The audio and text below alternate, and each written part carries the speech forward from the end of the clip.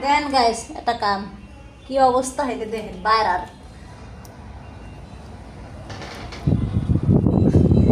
এটা খুলতে পারতেছি না আমি দরজায় এত পরিমাণে বাতাস দেখেন বাতাসে উড়ে আলো যেতেছে যে কয় না আল্লাহ যখন আল্লাহ বলে যখন দেয় সব বলে ঢাইলে দেয়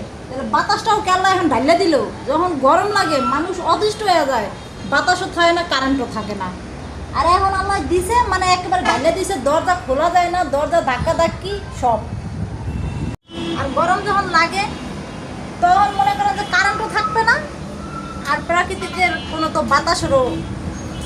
খোঁজ পাওয়া যাবে না মানে আগে যদি মানে কোনো কিছু দিয়ে করেও আনতে চাই তাও একবার পাওয়া যাবে না এরাতে কই হারা যায় জানি না আর এখন বাতাস উড়ে লয়ে দিতেছে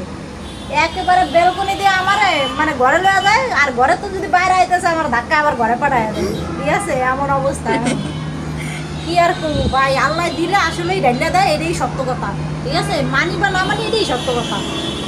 কিছু করার নাই আর আপনারা এই উদ্দেশ্যে আমার কি করবেন কইেন